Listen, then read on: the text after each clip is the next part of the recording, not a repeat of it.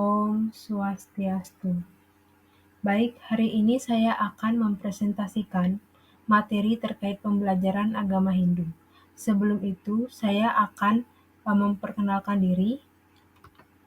Nama saya Eda Ayudina Mahyuni, nomor absen 18 dari kelas 12 IPS 1. Baik, di sini terdapat peta konsep terkait materi yang akan saya bahas, yaitu Dasa Yama Brata. Yang pertama, saya akan menjelaskan tentang pengertiannya, yang terdiri dari 3 urat kata. Kemudian yang kedua, bagian-bagiannya, yakni ada 10. Dan yang ketiga, tujuan dan manfaat dari masing-masing bagian Dasa Yama Brata. Lalu contoh penerapan dalam kehidupan saat ini, dan keterkaitan ajaran Dasa Yama Brata dengan pembentukan karakter budi pekerti luhur. Pertama, saya akan menjelaskan pengertiannya. Dasa Yama Brata berasal dari bahasa Sanskerta yang terdiri dari 3 kata, yaitu dasa yang berarti 10, yama yang berarti pengendalian, dan brata yang berarti keinginan atau kemauan. Jadi kesimpulannya, Dasa Yama Brata adalah 10 macam pengendalian diri secara lahir batin untuk mencapai kesempurnaan hidup. Ajaran Dasa Yama Brata adalah ajaran tentang 10 macam pengendalian diri yang berhubungan dengan perbuatan manusia yang berbudi pekerti luhur. Kemudian, bagian-bagian dari ajaran Dasa Yama Brata ini tertuang dalam kitab Sarasa Muscaya, Sloka 259, halaman 195, yakni terjemahannya terdapat inilah brata yang disebut yama. Perinciannya demikian. Anawangsya, Kuma, Satya, Ahimsa, Dhamma, Arjawa, Priti, Prasada, Madurya, Mardawa, 10 banyaknya. Anawangsya, yaitu harimbawa, tidak mementingkan diri sendiri saja. Kuma, tahan akan panas dan dingin. Satya, yaitu tidak berkata bohong. Ahimsa, berbuat bahagianya makhluk. Dhamma, sabar serta dapat menasihati diri sendiri. Arjawa adalah tulus hati, berterus terang. Priti, yaitu sangat welas asih. Prasada, kejernihan hati. Madurya, manis pandangan, muka manis, dan manis perkataan. Mardawa, yaitu kelembutan hati. Dilanjutkan dengan bagian-bagiannya yang tadi sudah disebutkan dalam kitab Sarasa Muscaya, berikut dijabarkan kembali. Yang pertama, anarsamsya, yaitu harimbawa, yang berarti tidak mementingkan diri sendiri saja. Yang kedua, yaitu kesama, berarti tahan akan panas dan dingin. Yang ketiga, satya, yang berarti tidak berkata bohong. Yang keempat, ahimsa, yang berarti berbuat bahagianya makhluk. Yang kelima, dhamma, yang berarti sabar serta dapat menasihati diri sendiri. Yang keenam, arjawa, berarti tulus hati, berterus terang. Yang ketujuh, priti, berarti sangat welas asih. Yang kedelapan, prasada, yang berarti kejernihan hati. Yang kesembilan, madurya, yang berarti manis pandangan dan manis perkataan. Yang kesepuluh, mardawa, yang berarti kelembutan hati. Tujuan dan manfaat dari ajaran Dasa Yama Brata yaitu yang pertama, anarsamsa, bertujuan untuk memberikan arahan agar dalam kehidupan seseorang lebih mengutamakan kepentingan orang banyak daripada kepentingan pribadi. Manfaatnya itu untuk ketentraman hidup dan usia yang panjang dalam hidup berkeluarga, bermasyarakat, berbangsa, dan bernegara dengan bersikap welas asih. Yang kedua, kesama, yaitu tujuannya agar dalam kehidupan ini setiap orang harus berusaha untuk menerapkan sifat-sifat pengampun, pemaaf, serta sabar dan tahan uji. Manfaatnya untuk mewujudkan kehidupan yang lebih tentram dengan dimotivasi oleh sifat-sifat pengampun, pemaaf, serta sabar dan tahan uji. Yang ketiga, satya, yaitu bertujuan untuk menyelaraskan pikiran, perkataan, dan perbuatan yang memiliki manfaat agar orang tersebut dapat dipercaya, mengenal adat, sopan santun, dihormati, serta berkesusilaan yang tinggi. 4. Ada ahimsa yang bertujuan agar dalam kehidupan sehari-hari manusia menerapkan untuk menyelamatkan atau membahagiakan sesama makhluk hidup. Manfaat dari ajaran ini untuk mendapatkan ketentraman dalam hidup dengan sikap yang dimotivasi oleh sifat-sifat tidak menyiksa maupun tidak menyakiti sesamanya. Kemudian ada Dhamma.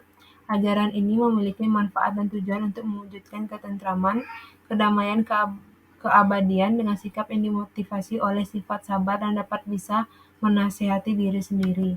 Yang keenam, Arjawa. Ajaran ini memiliki manfaat dan tujuan untuk mewujudkan kebahagiaan, tentram abadi, dan usia yang panjang dalam hidup bermasyarakat, berbangsa, dan bernegara dengan dimotivasi oleh sifat-sifat yang ingin selalu berterus terang dan melakukan sesuatu dengan tulus. Yang ketujuh, Priti, yaitu ajaran ini memiliki tujuan untuk menciptakan perdamaian dan menyelesaikan segala permusuhan dan kebencian. Kemudian manfaatnya untuk mewujudkan kedamaian dan ketentraman dengan sikap yang dimotivasi oleh sifat-sifat sangat welas asih. Yang kedelapan, Prasada. Tujuan dari ajaran ini untuk mengendalikan pikiran secara menyeluruh, maka akhirnya akan membawa diri kita pada posisi tenang, tentram, damai, dan suci. Manfaatnya untuk memperoleh kehidupan yang damai, abadi dengan sikap yang dimotivasi dari sifat-sifat kejernihan hati. Yang kesembilan, Madhurya. Ajaran ini bertujuan untuk mengedepankan perkataan yang suci dan perbuatan yang suci. Manfaatnya untuk memperoleh kehidupan yang damai dengan motivasi sifat-sifat manis pandangan dan manis perkataan. Yang ke-10, Mardawa. Ajaran ini bertujuan untuk mengedepankan kelembutan hati daripada kesombongan yang akan menghantarkan kehancuran. Manfaatnya untuk mewujudkan ketenangan hidup yang dimotivasi oleh sifat-sifat kelembutan hati. Kemudian dilanjutkan dengan contoh penerapan dalam kehidupan sehari-hari. Kalau Anarsamsia, yaitu saat ini banyak sukarelawan yang melakukan aksi bansos atau bantuan sosial terhadap masyarakat yang terdampak bencana. Contohnya seperti yang dilakukan oleh Yayasan Inspirasi Indonesia Membangun, menyalurkan bantuan sosial berupa sembako, perlengkapan bayi, tenda, terpal, tikar, dan sarung kepada korban bencana gempa bumi di Kabupaten Mamuju dan Kabupaten Majene, Provinsi Sulawesi Barat, yang dimana terdapat total penerima manfaat sebanyak 1.223 jiwa. Kemudian sama contohnya yakni saat ini terdapat pandemi sehingga pariwisata tutup dan banyak yang kehilangan pekerjaan di bidang pariwisata, sehingga saat ini banyak orang banting setir dan memulai untuk membuka usaha baru agar dapat bertahan hidup di tengah ketidakpastian ekonomi saat pandemi. Seperti yang dilakukan oleh Franciscus Lopis yang mulanya manajer hotel di Sika, saat ini banting setir menjadi petani ubi semenjak pandemi COVID-19. Kemudian Satya, yakni dapat ditarik contohnya yaitu adalah dalam kehidupan sehari-hari saat bersekolah, sedang berlangsungnya ulangan, siswa diwajibkan untuk tidak berbohong dalam menjawab soal ulangan, baik itu dengan tidak menyontek pada buku maupun internet. Kemudian ada ahimsa, berarti tidak membunuh. Dalam kepentingan upacara agama, memang dibenarkan dalam ritual agama Hindu karena dapat meningkatkan derajat hewan yang disembelih tersebut. Namun dalam konteks ini juga berkaitan dengan tidak menyakiti antar makhluk hidup, di mana kita harus bisa hidup saling berdampingan, harmonis, baik itu antara manusia maupun makhluk hidup lainnya. Contoh keharmonisan tersebut dapat dilihat pada setiap hari tumpak kandang, yang dimana dalam lontar Sundarigama dinyatakan sebagai berikut. Ayuva tan masih ring sarwa prani, apan prani ngaran prana. Yang artinya, jangan tidak sayang kepada binatang karena binatang atau makhluk adalah kekuatan alam. Khusus pada perayaan tumpak kandang, umat memuja Tuhan yang dalam manifestasi Dewa Siwa Pasupati, agar hewan peliharaannya diberkati kerahayuan, sebab hewan sangat berguna bagi kehidupan manusia. Kemudian Dhamma, yang berarti sabar dan dapat menasihati diri sendiri. Ajaran ini terkait dengan penerapan dalam kehidupan sehari-hari, yakni bersikap sabar dan tidak melawan nasihat yang diberikan guru maupun orang tua di rumah. Selalu mengintrospeksi diri dan jangan pernah merasa paling benar. Arjawa berarti tulus hati, berterus terang. Contohnya seperti berterus terang melakukan kesalahan, berterus terang kepada orang tua terhadap nilai rapot walaupun terdapat nilai yang buruk.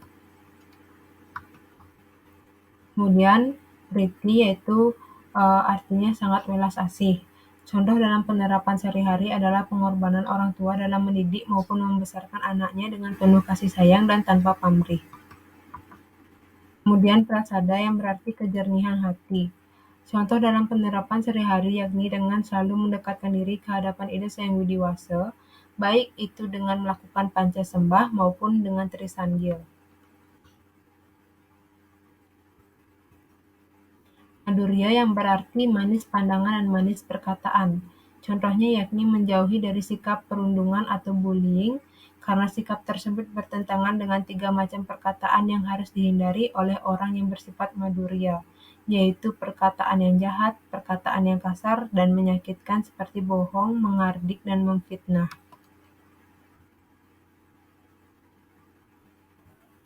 Kemudian mardawa berarti kelembutan hati. Seringkali manusia setelah mengalami kesuksesan atau masa kejayaannya, orang tersebut menjadi sombong. Contoh dari kelembutan hati tersebut dapat dilihat dari pengabdian seorang guru untuk mengajar siswa dengan penuh tanggung jawab dan hati nurani, sehingga siswa tidak mudah untuk melupakan gurunya tersebut dan segala jasa-jasa yang telah diberikannya.